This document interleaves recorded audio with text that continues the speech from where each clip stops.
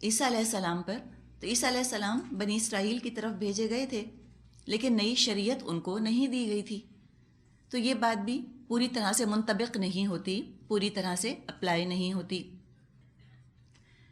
لیکن یہ جو بات کہی گئی ہے کہ نبی اور رسول کا جو فرق ہے کہ وہ نبی جو کسی قوم کی طرف بھیج دیا جائے وہ ہوتا ہے جو کہ رسول بن جاتا ہے، اور جو بھی ڈیفینیشنز آپ کو بتائے گئے یہ بہرحال یہ انسانی کاوش ہے، لوگوں کے اپنے خیالات ہیں۔ نبی اکرم صلی اللہ علیہ وسلم سے ہم کو کوئی اس طرح کا ڈیفینیشن، کوئی اس طرح کی تعریف نہیں ملتی کہ نبی اس کو کہتے ہیں، رسول اس کو کہتے ہیں۔ یہ یقیناً ہمیں ملتا ہے کہ 1,24,000 انبیاء آئے، ان میں سے 313 رسول تھے، واللہ عالم۔ آگے فرمایا اولئک الذین انعم اللہ علیہم من النبیین من ذریۃ آدم وممن حملنا مع نوح ومن ذریۃ ابراہیم واسرائیل وممن ہدینا واجتبینا اذا تتلی علیہم آیات الرحمن خروا سجدا وبکیا۔ یہ وہ پیغمبر ہیں جن پر اللہ نے انعام فرمایا آدم علیہ السلام کی اولاد میں سے اور ان لوگوں کی نسل سے جنہیں ہم نے نوح علیہ السلام کے ساتھ کشتی پر سوار کیا تھا، اور ابراہیم علیہ السلام کی نسل سے اور اسرائیل کی نسل سے، اور یہ ان لوگوں میں سے تھے جن کو ہم نے ہدایت بخشی اور برگزیدہ کیا۔ ان کا حال یہ تھا، کیا حال تھا؟ اذا تتلی علیہم آیات الرحمن خروا سجدا وبکیا۔ ان کا حال یہ تھا جب رحمان کی آیات ان کو سنائی جاتی تو روتے ہوئے سجدے میں گر جاتے تھے۔ ذکر کیا جا رہا ہے چنے ہوئے لوگوں کا، ہدایت یافتہ لوگوں کا۔ چنے ہوئے لوگوں کی علامت یہ ہوتی ہے کہ قرآن سن کر ان کے آنسو نکل پڑتے ہیں اور وہ فوراً سجدے میں گر پڑتے ہیں۔ سجدہ تلاوت یہاں کیا جاتا ہے اس مقام پر۔ سجدہ دراصل عاجزی اور اطاعت کی اور فرما برداری کی علامت ہے۔ جھکا دیتے ہیں اپنے آپ کو رب کے سامنے، ذہنی طور پر بھی سجدہ کرتے ہیں۔ صرف یہ نہیں کہ ان کا جسم جھکتا ہے، ان کا چہرہ زمین پر ٹک جاتا ہے، بلکہ اپنی ذہانت کو، اپنی انٹیلیجنس، اپنے حواس، اپنی سوچ، تمام چیزوں کو رب کے آگے جھکا دیتے ہیں۔ اس میں اعتراف ہے کہ ہم نے اللہ تجھے بڑا مانا، اپنے آپ کو ہم نے چھوٹا مانا۔ ہم اقرار کرتے ہیں اس بات کا، اور اقرار کے ساتھ ہم اظہار بھی کرتے ہیں اس بات کا کہ اللہ ہم بہت چھوٹے ہیں، اللہ تو سب سے بڑا، اللہ وہ اکبر، اللہ تو سب سے بڑا ہے۔ جو رونے کی بات کی گئی ہے اس کے بارے میں دو انتہاؤں سے ہمیں محتاط رہنے کی ضرورت ہے۔ ایک انتہا یہ کہ انسان یہ سوچے، اپنے آپ سے یہ توقع رکھے کہ میں جب قرآن پڑھوں، میں جب قرآن سنوں، میں رونا شروع کر دوں۔ یہ نہیں ہو سکتا، یہ نہیں ہو سکتا۔ اور جب ہر دفعہ قرآن پڑھ کے رونا نہ آئے، ہر دفعہ قرآن سن کے جب رونا نہ آئے تو انسان پریشان ہونے لگے کہ شاید میرا دل سخت ہو گیا کہ مجھ کو رونا نہیں آتا۔ لیکن کبھی نہ کبھی ایسا ہونا چاہیے۔ یہ کیفیت کبھی کبھی طاری ہوتی ہے انسان پہ، کوئی خاص اس کی اس وقت ایک جذبات کی کیفیت ہوتی ہے، کوئی خاص ماحول سا بنا ہوا ہوتا ہے، اس موقع پر رونا آ جاتا ہے۔ تو کبھی بھی اگر قرآن سن کر رونا آیا ہے 3 دفعہ یا 4 دفعہ الحمدللہ، یا قرآن پڑھتے ہوئے رونا آیا ہے کبھی نہ کبھی زندگی میں، الحمدللہ، اللہ کا شکر احسان ہے کہ یہ بہت اچھی علامت ہے۔ دوسری ایکسٹریم یہ ہے کہ آج تک کبھی رونا نہ آیا قرآن پڑھ کے یا قرآن سن کے، یہ کیفیت پریشان کن ہے، یہ انتہا، یہ کیفیت نہیں ہونی چاہیے۔ اس لیے کہ جمود العین، آنکھ کا جامد ہو جانا، مراد ہے اللہ کا ذکر سن کر، اللہ کا ذکر کر کے اور کبھی بھی رونا نہ آنا، اس کو کہتے ہیں جمود العین، آنکھ کا جم جانا۔ اس کو حدیث میں بدبختی میں شمار کیا گیا ہے، یہ انسان کی محرومی ہے، ڈپرائیوڈ ہے ایسا انسان جو قرآن سن کر کبھی بھی نہ رویا ہو۔ جن کا بھی تعلق جذباتی ہے قرآن سے، وہ اس بات پر گواہ ہوں گے کہ قرآن دل کو تو ٹچ کرتا ہے جا کر، یہ تو نازل ہی ہوا دل کے اوپر. نزلہ علی قلبک، اے نبی صلی اللہ علیہ وسلم اس قرآن کو تو نازل کیا ہے آپ کے دل کے اوپر. جب دل انوالو ہوتا ہے تو انسان کے جذبات انوالو ہوتے ہیں قرآن کے ساتھ، اور آنسو جذبات کی علامت ہے. اللہ کی آیات صرف عقل کو اپیل نہیں کرتی بلکہ دل پر بھی اثر کرتی ہیں. عقل کا قائل ہونا ضروری ہے اور دل کا مائل ہونا یہ بھی بہت ضروری ہے.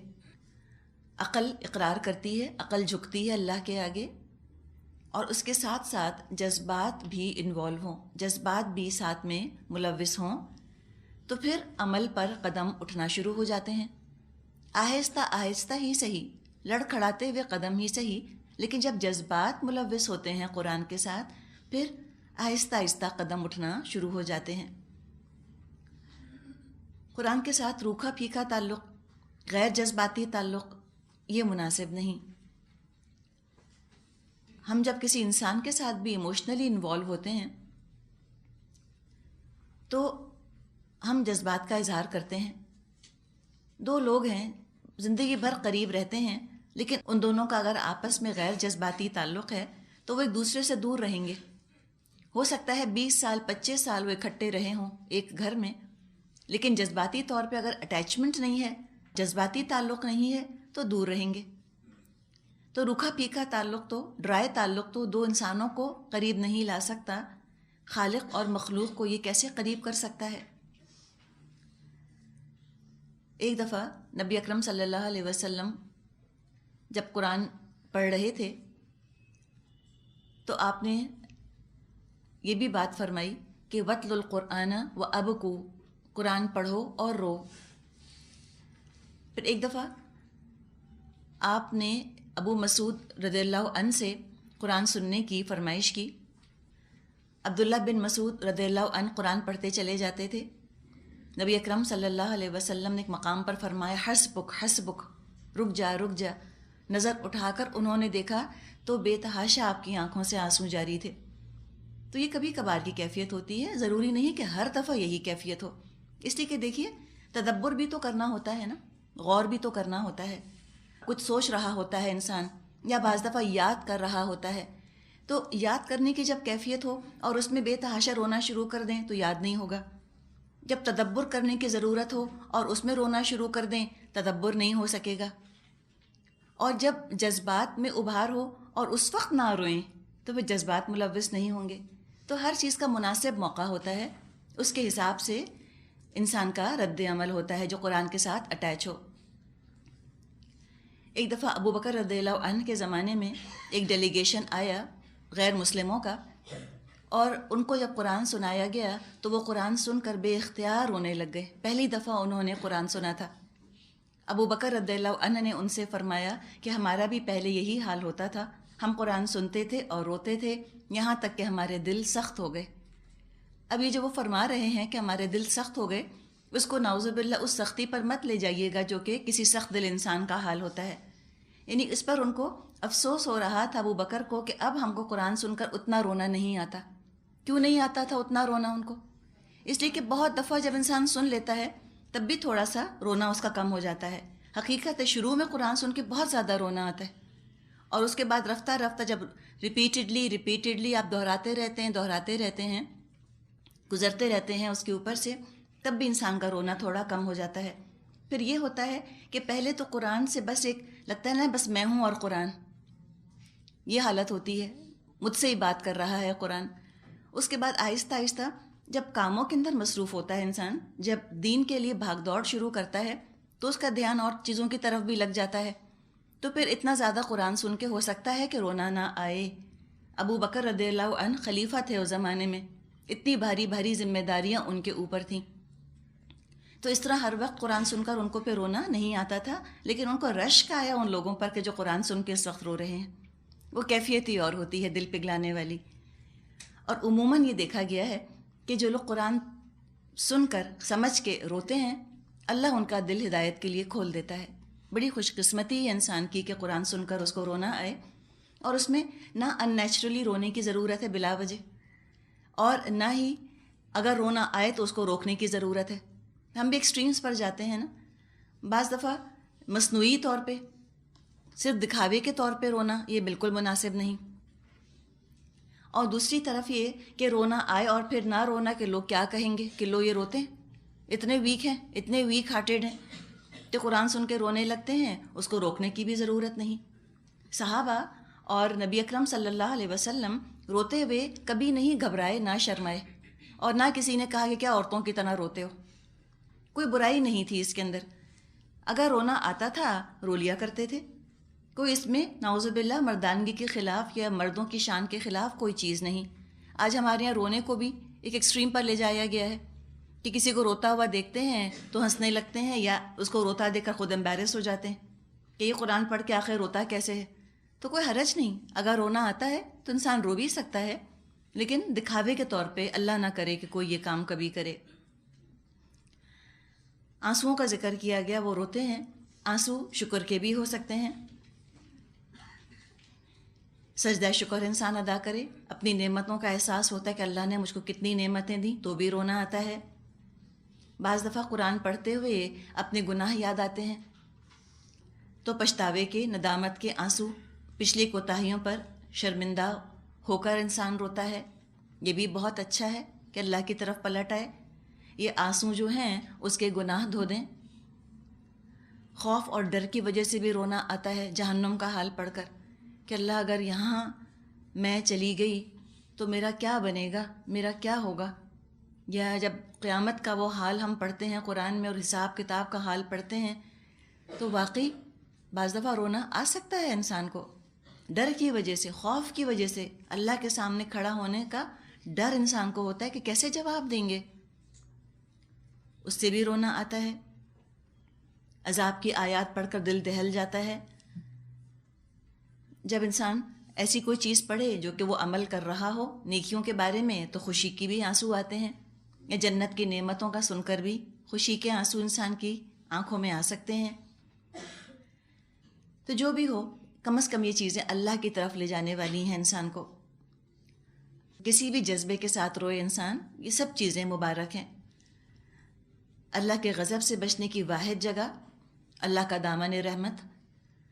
اپنے گناہوں پر شرمندگی ہو، اللہ سے ڈر لگے تو دوڑیں اللہ کی طرف. ففروا الی اللہ، اللہم انی اعوذ برضاک من سخطک وبمعافاتک من عقوبتک.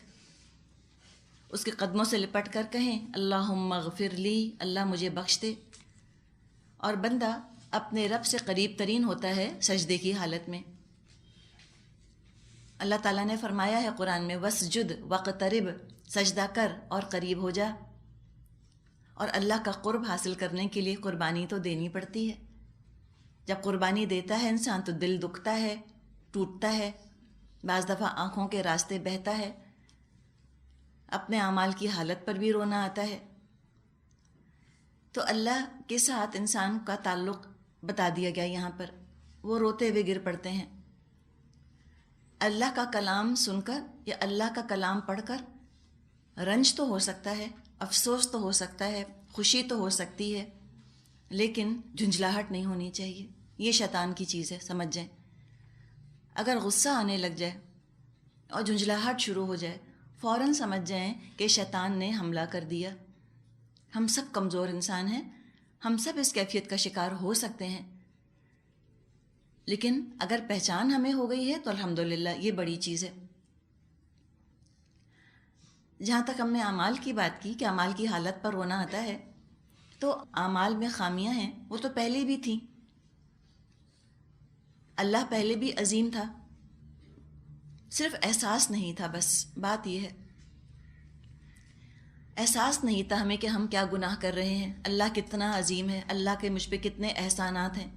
احسانات پہلے بھی تھے، ہمیں احساس نہیں تھا. بے حسی، بے ہوشی اور موت کی علامت ہوتی ہے. اب اگر احساس ہونے لگ گیا، احساس جاگا ہے، تو مطلب ہے کہ دل زندہ ہو گیا. پہلے اندھیرا تھا، اندھیرے میں سارے عیب، سارے خطرات چھپ جاتے ہیں. اب وحی کی روشنی آئی زندگی میں تو شعور آ گیا، اللہ سے کنیکشن جڑ گیا. جب انسان اللہ سے جڑتا ہے، اللہ کے آگے عاجزی اختیار کرتا ہے کہ اللہ تو اپنی رحمت سے یہ میری ٹوٹی پھوٹی نیکیاں قبول فرما لے۔ سب سے زیادہ عاجزی اور زاری کی کیفیت نماز کی حالت میں ہونی چاہیے۔ جس کی نماز درست ہو گئی، یوں سمجھیں اس کا تعلق اللہ سے درست ہو گیا، اس لیے کہ اللہ کا کلام ہم اللہ کو سنا رہے ہوتے ہیں نماز میں کھڑے ہو کے۔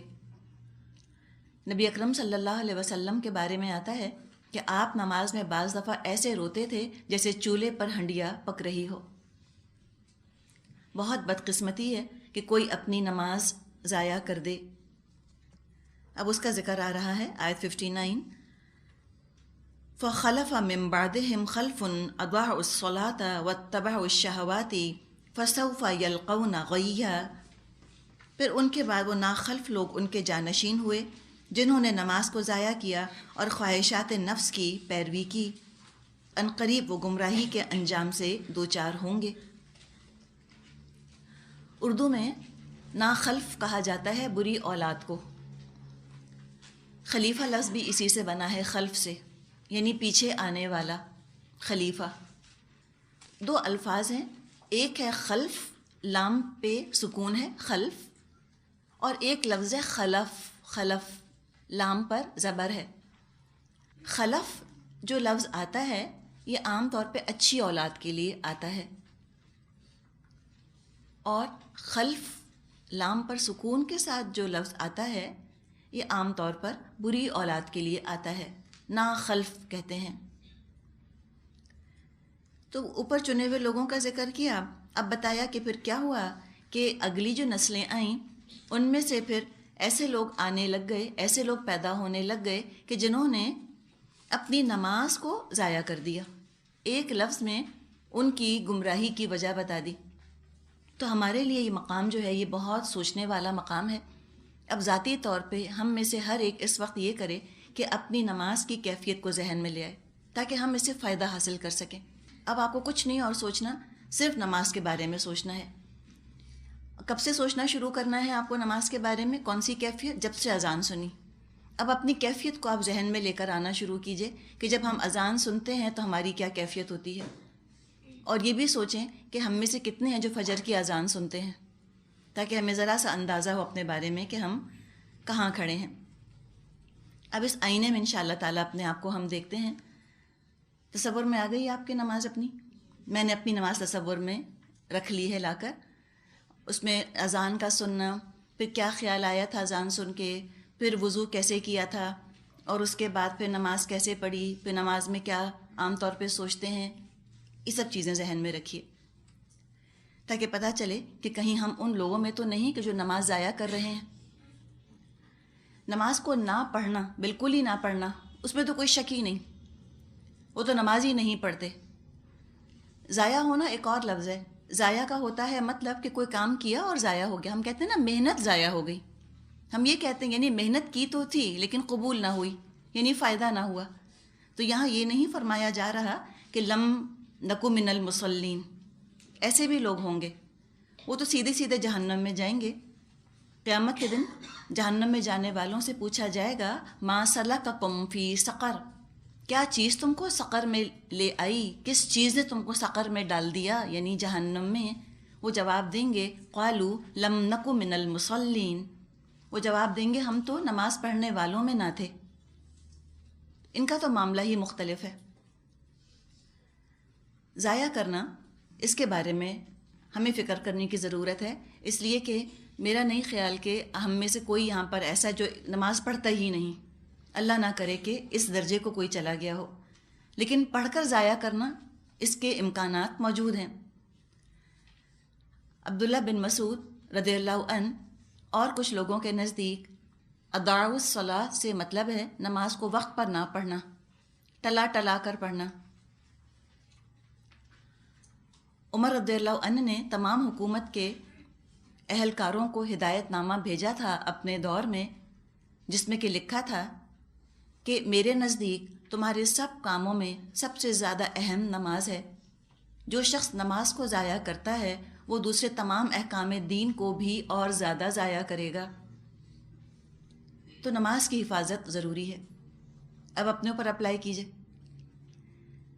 ہم کہتے ہیں ترجمہ یاد کرنا ہے قرآن کا، جلدی جلدی نماز پڑھو، ترجمہ یاد کرنا ہے. یا ہم ہو سکتا ہے کہتے ہوں فہم کا پرچہ ملا ہے، بس جلدی جلدی نمازیں پڑھنی ہیں، فہم کرنا ہے. یہ درست نہیں. اس سے آپ جج کر لیجئے کہ جو نماز کو ضائع کرتا ہے وہ تمام احکام دین کو اور زیادہ ضائع کرے گا. اگر آپ کی نماز درست ہے تو باقی جتنا کام آپ دین کے لیے کر رہی ہیں اس کے اندر محبت کی چاشنی محسوس ہوگی. آپ کو آنر محسوس ہوگا دین کے لیے کام کرتے ہوئے. جو نماز کی کیفیت ہے، اگر نماز میں جھنجھلاہٹ ہے، نماز میں جلدی ہے، نماز میں اریٹیشن ہو رہا ہے، دین کے تمام کاموں کے اندر یہ جذبات پھیلیں گے. یہ لکھ کے رکھ لیجئے آپ. اگر نماز میں خوبصورتی ہے، نماز میں ایک ٹھہراؤ ہے، نماز میں ایک آنر کی فیلنگ محسوس ہوتی ہے، نماز پڑھ کر خوشی محسوس ہوتی ہے، اللہ کی محبت اور اللہ کی یاد اگر دل میں جاگتی ہے، تو انشاءاللہ تعالی نماز کی یہ کیفیت آپ کے تمام دین کے کاموں کے اوپر پھیلے گی. دین کا ہر کام کرتے ہوئے یہی کیفیات آپ کے ذہن میں آئیں گی. آنر کی کیفیت، عزت افزائی. کبھی شکایت اور شکوہ نہیں آئے گا زبان پر کہ اتنا کام بڑھ گیا. یہ شکوہ نہیں آ سکتا. تو اتنی زیادہ فائدہ مند چیز ہے نماز. خاص طور پہ جو دین کا کام کرنے کھڑے ہو جائیں وہ اپنی نمازوں کی کیفیت پر بہت نظر رکھیں، محتاط رہیں، حفاظت کرتے رہیں اس کی. تو نماز کو ضائع ہونے سے بچانا ہے. جلدی جلدی نماز پڑھنا، رکوع سجدہ پوری یکسوئی سے ادا نہ کرنا، یہ بھی نماز کو ضائع کرنے والی چیز ہے. اس کو نبی اکرم صلی اللہ علیہ وسلم نے نماز کی چوری فرمایا کہ پوری طرح رکوع اور سجدہ نہ کیا جائے. پورے سکون سے رکوع کیجیے یہاں تک کہ جسم ٹک جائے، ہر ہڈی اپنی جگہ آ کر رک جائے. اس کے بعد آرام سے قومہ میں کھڑے ہوں، پھر پورے سکون سے سجدہ کریں کہ جسم ٹک جائے. مسلسل حرکت نہیں ہونی چاہیے جسم کے اندر، ورنہ نماز میں خشوع نہیں آنے پاتا. اتنی جلدی نماز پڑھنا یہ بھی نماز کو ضائع کرنے والی چیز ہے. حذیفہ رضی اللہ عنہ نے ایک شخص کو دیکھا کہ نماز کے آداب اور ارکان کی تعدیل میں کوتاہی کر رہا تھا. تعدیل کہتے ہیں برابر برابر سے کام کرنا، ہر رکن کو اس کا حق دینا. تو وہ مختلف ارکان کو حق نہیں دے رہا تھا. ہو سکتا ہے جلدی جلدی نماز پڑھ رہا ہو.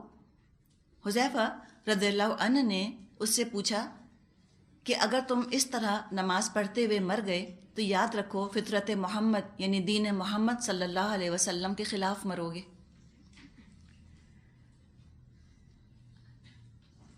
نماز میں طہارت کا خیال رکھنا بہت ضروری ہے. وضو اور طہارت میں کوتاہی سے بھی نماز ضائع ہو جاتی ہے. مسلم میں حدیث ہے، عن ابن عمر قال انی سمعت رسول اللہ صلی اللہ علیہ وسلم یقول لا يقبل صلاة بغیر طہور ولا صدقة من غلول. اللہ تعالیٰ طہارت کے بغیر نماز قبول نہیں فرماتا اور مال غنیمت سے چوری کیے ہوئے مال کا صدقہ قبول نہیں فرماتا.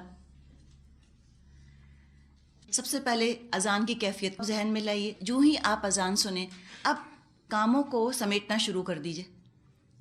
بعض دفعہ ہم کہتے ہیں ابھی تو بہت وقت پڑا ہے نماز میں، ابھی پڑھ لیتے ہیں. ہوتے ہوتے وقت تنگ ہو جاتا ہے. آخری وقت پہ نماز پڑھنا وہ بھی ایک طرح سے نماز کو ضائع کرنا ہے. اللہ تعالیٰ کو جو کام پسند ہیں انسانوں کے، ان میں بہترین کام یہ ہے کہ نماز وقت پر ادا کر دی جائے، ڈیلے نہ کیا جائے. تو اذان جب سنیں اب آپ ذہنی طور پہ تیار ہو جائیں کہ جو ہی اذان ختم ہوگی میں نماز پڑھنا شروع کر دوں گی. یہ اب اپنا روٹین بنا لیجئے. پھر وضو کے لیے ہم جائیں گے. وضو کرنا شروع کرتے ہیں، بسم اللہ پڑھ کر وضو شروع کیجئے.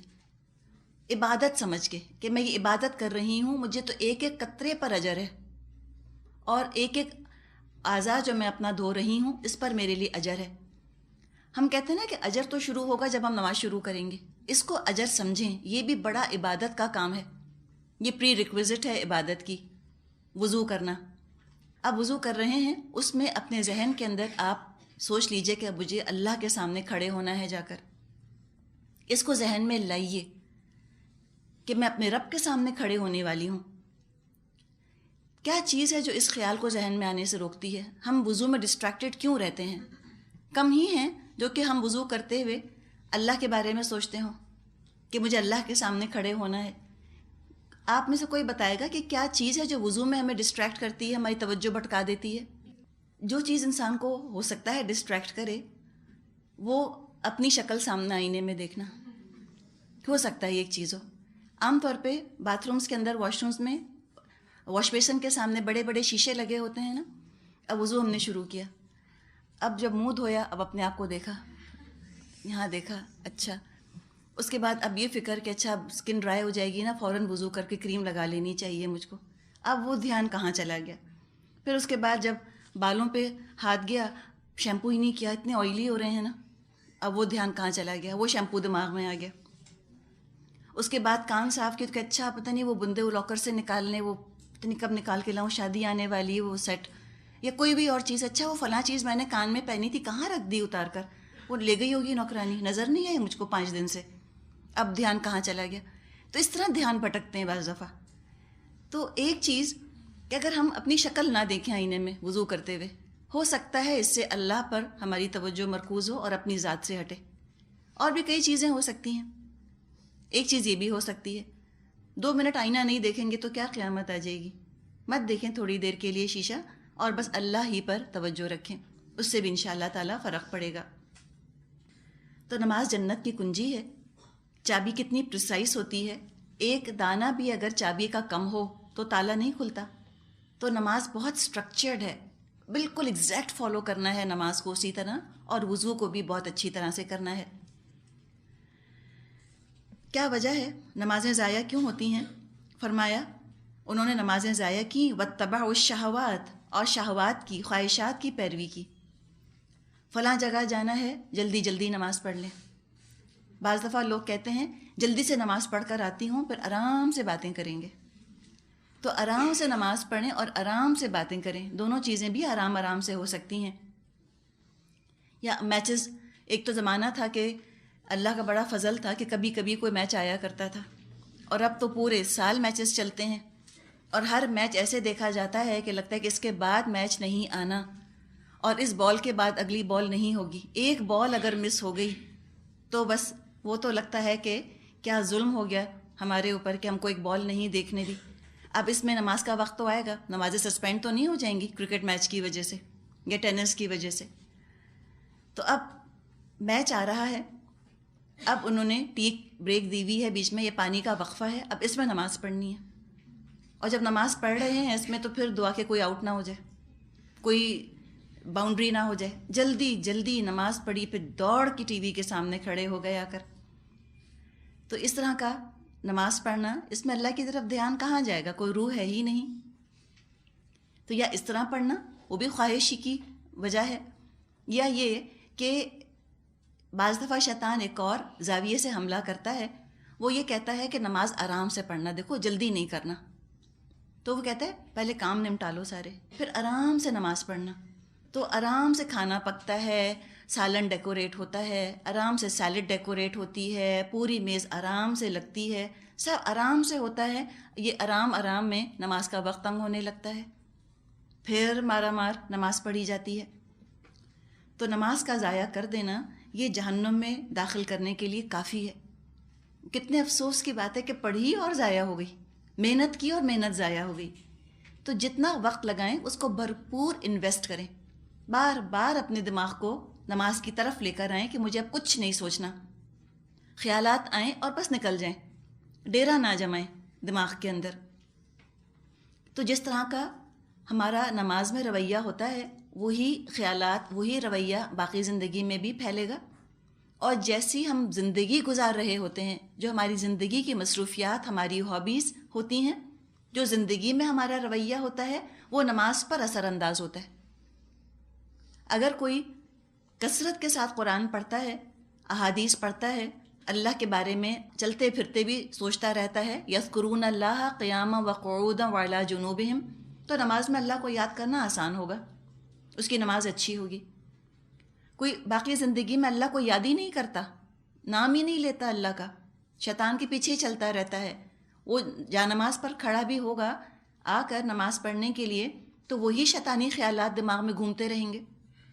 گانے سن کر کھڑے ہوئے نماز پڑھنے، ڈرامہ دیکھ کر کھڑے ہوئے نماز پڑھنے، یا غیبت کر کے یا لڑائی جھگڑا کر کے اگر جانماز پر آ کر کھڑے ہوئے تو کیا کیفیت ہوگی؟ خشوع نہیں آئے گا، وہی چیزیں گھومتی رہیں گی دماغ میں.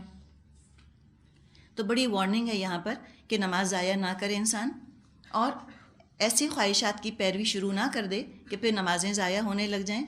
ورنہ جو یہ کام کرے گا، فرمایا فَسَوْفَ يَلْقَوْنَ غَيًّا، وہ تو عنقریب ملاقات کرے گا غی سے. غیّا یہ اغوا سے ہی لفظ بنا ہے. یلقون ملاقات کرے گا، گمراہی سے ملاقات کریں گے، مراد ہے گمراہی کے انجام سے ملاقات کریں گے. ابن مسعود اور ابن عباس رضی اللہ عنہ کے مطابق غی جہنم کی ایک وادی کا نام ہے. اب کون بچ جائیں گے؟ آیت 60، 61، 62 اور 63 جنت کا ذکر آ رہا ہے. فرمایا الا من تاب وآمن وعمل صالحا فاولئک يدخلون الجنة ولا يظلمون شيئا جنات عدن التي وعد الرحمن عباده بالغیب انه كان وعده مأتیا. البتہ جو توبہ کر لیں اور ایمان لے آئیں اور نیک عملی اختیار کر لیں وہ جنت میں داخل ہوں گے اور ان کی ذرہ برابر حق تلفی نہ ہوگی. ان کے لیے ہمیشہ رہنے والی جنتیں ہیں جن کا رحمان نے اپنے بندوں سے درپردہ وعدہ کر رکھا ہے، اور یقیناً یہ وعدہ پورا ہو کر رہنا ہے. جناتی عدن التی وعد الرحمن عبادہ، جو توبہ کر لے اس کا انجام بتایا، اور ایمان لے آئے اور نیک عمل کرے تو اس کا انجام ہے جنت. جنت میں داخل ہوگا. نماز ضائع کرنے سے توبہ کر لیں، اور یقیناً میں خیال ہے ہم سب کے ہی دل میں یہ خیال آ رہا ہوگا کہ میں نے بہت نمازیں ضائع کی. کوئی بات نہیں، اللہ بہت رحمان ہے. زندگی میں احساس ہو جائے نا تو الحمدللہ اب محتاط ہو جائیں. چلیں کم از کم اب جو ظہر کی نماز آئے کم از کم اسی کو بہت توجہ کے ساتھ بہت سجا سنوار کے بڑا خوبصورت بنا کے اس نماز کو پڑھ لیں. اور پھر ہر نماز میں ایک دعا یہ شامل کر لیں کہ اللہ میری اگلی نماز بہت خوبصورت ہو، اللہ میری اگلی نماز بہت خوبصورت ہو. تو نمازوں کو سجانے کی تمنا پیدا ہو جائے. اللہ تعالیٰ مدد کرنے والا ہے، ولی ہے انشاءاللہ تعالیٰ، اللہ مدد فرمائے گا. تو فرمایا کہ جو یہ کام کریں وہ جنت میں داخل ہوں گے. وہ جس کا وعدہ اللہ نے رحمان نے اپنے بندوں سے کیا ہے، اللہ کا وعدہ تو پورا ہونے والا ہے. اور وہ کیا حال ہے اس جنت کا؟ لا يسمعون فيها لغوا الا سلاما ولهم رزقهم فيها بكرة وعشيا. وہاں وہ کوئی بیہودہ بات نہ سنیں گے، جو کچھ بھی سنیں گے ٹھیک ہی سنیں گے، اور ان کا رزق ان کو صبح و شام ملتا رہے گا. لغ بات، بیہودہ بات، ایسی بات جو انسان کو ناگوار گزرے. تو کوئی کام تو دور کی بات، جنت میں تو کوئی ایسا کلام بھی نہ سنیں گے جو کہ تکلیف پہنچانے والا یا پریشان کرنے والا ہو. سلامن سلامن، سب لوگ سلامتی کی باتیں کریں گے. کتنی بھی نعمتیں ہوں انسان کے پاس دنیا میں، بہت اچھا کھانا سامنے رکھا ہو، ماحول بہت اچھا ہو، لیکن کمپنی اچھی نہ ہو، ساتھی اچھے نہ ہوں، سارا مزہ ختم ہو جاتا ہے کھانے پینے کا. یا گھر بہت اچھا ہو لیکن گھر کے رہنے والے دوسرے پر طنز کرتے ہوں یا تانے دیتے ہوں، کتنا بھی وہ گھر خوبصورت ہو اس میں رہنے میں مزہ نہیں آ سکتا. تو جنت وہ جگہ ہوگی کہ جہاں فرشتے بھی سلام کریں گے اور اللہ بھی سلام بھیجے گا. سلام قولا من رب الرحیم، سورہ یاسین میں یہ آتا ہے. جنت والے ایک دوسرے کو سلام کریں گے. کوئی خطرہ نہیں ہوگا کسی سے مل کر کہ یہ شکوہ کرے گا یا یہ شکایت کرے گا یا طنز کرے گا یا تانا دے گا یا یہ جھوٹ بولے گا. امن ہی امن ہوگا، سلامتی ہی سلامتی، پیس اینڈ پیس. کوئی خطرہ نہیں ہوگا کہ مجھے کوئی بری خبر سننے کو ملے گی، کوئی بیماری کی خبر یا کسی کے موت کی خبر یا کسی کے ہاں چوری ہو جانے کی خبر یا کسی کے دھوکے کی خبر. کوئی بری خبر نہیں ملے گی، سب اچھی خبریں مل رہی ہوں گی. اس لیے کہ جنت وہ جگہ ہے کہ جہاں نہ موت ہے، نہ بیماری، نہ جھوٹ، نہ دھوکہ، کچھ بھی نہیں. سلام بھی کرنا یہ بھی جنت میں لے جانے والے اعمال میں سے ایک عمل ہے. آپس میں سلام کرنے سے محبت بڑھتی ہے۔ کسی نے پوچھا نبی اکرم صلی اللہ علیہ وسلم سے کہ ای الاسلامی خیر، بتائیے اسلام کی بہترین چیز کیا ہے؟ آپ نے فرمایا تطعم الطعام وتقرأ السلام علی من عرفت ومن لم تعرف، کہ تو کھانا کھلا اور تو سلام کر اس کو جس کو تو پہچانتا ہے، اس کو بھی جس کو کہ تو نہیں پہچانتا۔ تو کثرت کے ساتھ مسلمان ایک دوسرے کو سلام کریں۔ فرمایا تلک الجنت التی نورث من عبادنا من کان تقیا، یہ ہے وہ جنت جس کا وارث ہم اپنے بندوں میں سے اس کو بنائیں گے جو کہ متقی رہا۔ اب جو جنت کا شہری بننا چاہتا ہے وہ تقوی اپنے اندر پیدا کر لے۔ تو پتہ چلا کہ جنت ہر ایک کے لیے نہیں، اس کی ریکوائرمنٹس ہیں۔ ممبرشپ حاصل کرنے کے لیے کچھ شرائط ماننی ہوں گی، اور بنیادی شرط اس میں تقوی ہے۔ ابو ذر غفاری رضی اللہ عنہ سے روایت ہے، وہ کہتے ہیں میں ایک دن رسول اللہ صلی اللہ علیہ وسلم کی خدمت میں حاضر ہوا۔ انہوں نے عرض کیا یا رسول اللہ مجھے وصیت فرمائیے۔ آپ نے ارشاد فرمایا میں تم کو وصیت کرتا ہوں اللہ کے تقوی کی، کیونکہ یہ تقوی بہت زیادہ آراستہ کر دینے والا اور سنوار دینے والا ہے تمہارے سارے کاموں کو۔ ابو ذر کہتے ہیں میں نے عرض کیا کہ حضرت اور وصیت فرمائیے۔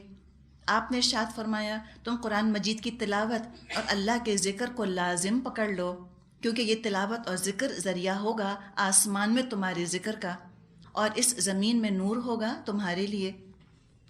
ابو ذر کہتے ہیں میں نے پھر عرض کیا حضرت مجھے کچھ اور نصیحت فرمائیے۔